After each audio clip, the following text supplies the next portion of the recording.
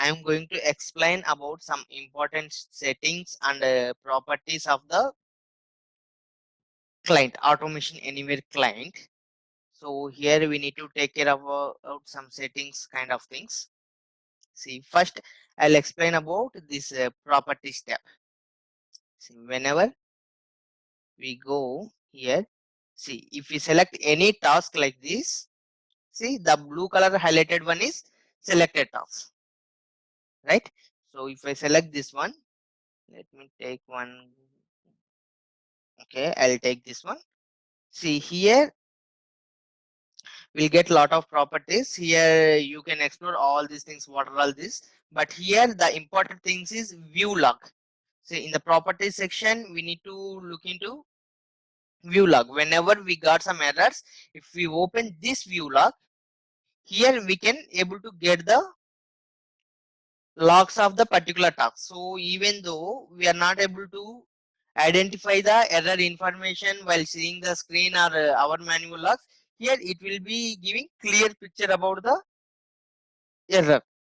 See here, eh, this task name, what is the task name, and the last one, status completed, repeat, result, no error. So if it has error, it will give the error line number, error description kind of things. So let me check where do we have, see here we have one failed task. Okay, I am opening this view log. See, an error occurred at line number 1 of task updated XML node. See here, it will give us some information which can help us to troubleshoot the things. Okay, so this is one important thing. And here these are general settings. Here it will give the file name, created date, status, last run, these things, priority for queuing. So here we can give the prioritization, low priority, medium priority, high priority.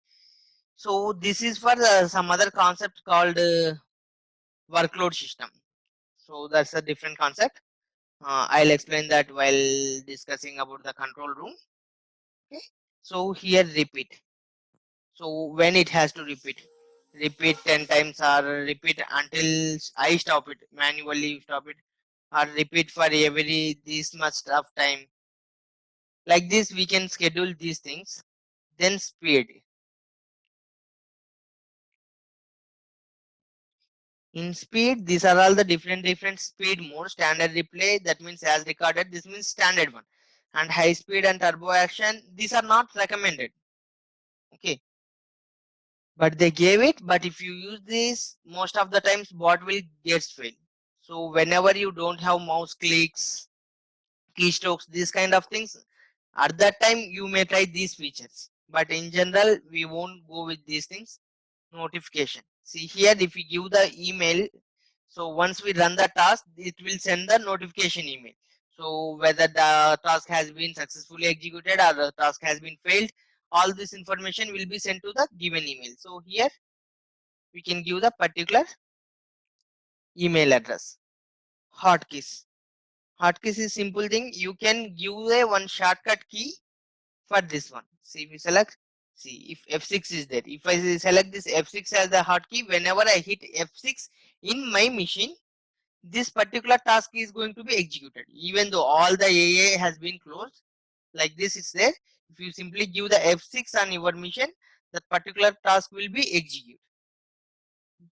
Then security. See, these are some security features. We disable mouse and keyboards for this task. The reason why, sometimes we will run the what we can say task, and the operations guys will do the some other operation, so that the mouse clicks and mouse moves will disturb the functionality. That's the reason whenever we are going to deals with the mouse moves and mouse clicks kind of operations, we will disable this. So these things will eliminate the manual interventions. Then analytics. So this is some other separate licensing thing. So if we enable this one in the control room, we will able to see all the analytics of this one. Then scheduling feature is there. So we can schedule the task only one time when it has to execute. So on so time and so on so date, we can schedule this task. So this is the limited feature here, but if we go to the control room scheduling, there we can schedule the task at multiple times. See here in the client, we can able to schedule the task only one time, but in the control room, we will have the feature to schedule the task more than one time. Next trigger point. So it will works based on the action. For suppose if I say file, so I'll select some file. Okay, this is my file. So here I'll give the action. So when this file is created, so whenever this file has been created, this task should be executed. This is one action point. This is one trigger point. Or else deleted, or else renamed, or else modified. So based on these actions, this task is going to be executed. So there is no certain time we are deciding. But the thing is, based on one action, we are deciding the status of basically the performance of this bot. That means whenever this file has been deleted, then this bot should be executed. Like this, we are creating the trigger point. This is about this span. So here the in general we'll use this view log only. Remaining things anyhow we are not going to use. Then next important feature is if we go to the tools, see relogging. See, whenever if we get the information here, downside we'll get some notification kind of thing. So your login has been terminated. Please relogin kind of thing. At that time, so instead of closing all the things, simply here you can go to the relogin again. You can provide the username and password details, and you can log in into this one. Next repository. These are all the common things. Workbench means our normal workbench. This one. And here next one is repository. Repository will allow you for the control room repository. See here I don't have privileges to upload and download the task to the control room. If I have those required privileges, see I can select the task and I can upload this to here. But as of now we are using the centralized control room of Automation Anywhere. We don't have these features here. Okay. Then what means schedule manager. If I go to the schedule manager, here we can schedule a task multiple times. See here I can select the task. I'll put some time here. Okay. Start time I'll say 18. Okay. So password I need to give.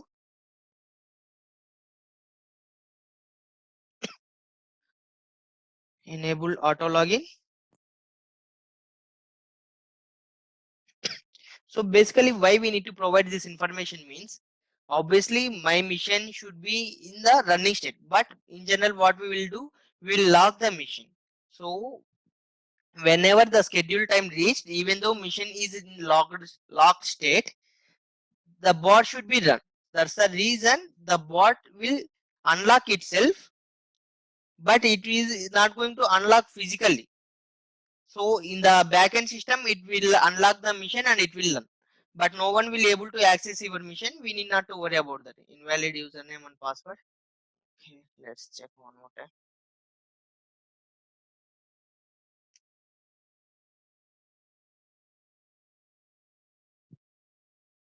See, like this, we can schedule the tasks. Here I have scheduled one. Even I can schedule same task one more time. My first program, I'll say after 18, I'll say 19 hours as well, not 20 hours. So like this, by using this schedule manager, we can schedule the task multiple times. So this is about schedule manager. I want to delete this one. Why it's not allowing me to delete? Okay, here I'm deleting because I don't want to run this bot on my machine. So that's the reason I'm deleting. Next, we want to work with this schedule manager. If we want to schedule any bots, we will schedule them from the control room side. At the client side, we are not going to schedule. This schedule manager was used in the 9th version. At that time, we don't have the centralized control room system. Of course, we have the control room, but that time that is the desktop based, not the web based control room. So the features are limited. So in earlier days, the people are used to use this schedule manager, but now we are not doing that. So in the same way, trigger manager, here we can add the multiple triggers.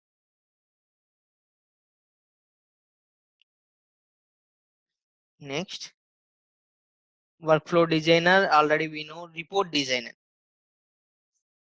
if you go to the report designer, basically the BA will use this one. So task run, on what basis we need to create the report? The task run or task timeline, workflow run, workflow timeline, like this. ROI, in general, ROI reports will be generated. That means return on investment. So all time or particular date. Okay, all time taking, I am taking the all time report. Run the report, save and run the report. So I'm running this. So my reports test report.atmx. See, it is giving this report. So this return on investment will be calculated on some timelines. I'll show you where we can decide this one.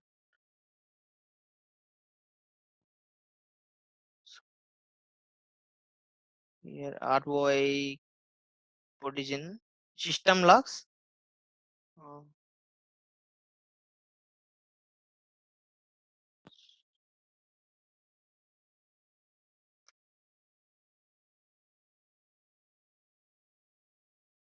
Generate the logs. Task run logs. So as of now, we don't have any logs. If we have any system logs here, we can export them into the CSV file. See, whenever we generated in this timeline, these two logs has been generated. Now I'm selecting all this and I'm exporting these details into CSV file, so that we can see. Our manager don't know these all technical things, but he should know the task status, all this information. How we can send? Okay, this task has been executed on so and so date, so and so time. This is the task status. Like that, we can give that. So this Metabot DLL has been started by this time and completed by this time. Like this, we can generate the system logs. Next, one is ROI calculator. See here, see, if you go to the ROI settings, see here hourly rate will be there. See, for suppose, this means here $50 is there, right? So for suppose, if I run the task for 1 hour in my machine, the cost saving will be $50. So depends on the organization, depends on the task, they will change this one. Okay, so that means these are the savings. On this day, these guys are saved this much of amount. See, it will be increased gradually day to day, right? So it will start from the zero, it will keep on continue. So like this, we can calculate the ROI. So here we can change the hourly rate in the ROI settings. Okay, so based on this one only, here we generated the report, ROI report.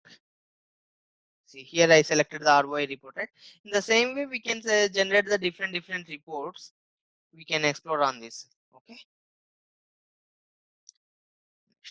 ROI clerk, SAP BAPI manager. So this will help us to automate the SAP applications.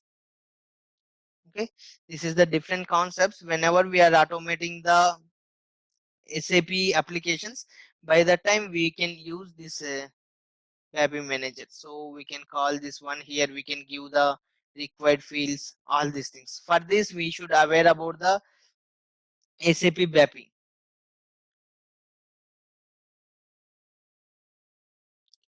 Okay. So this is about the basic settings, and we need to discuss about the this options as well. Okay.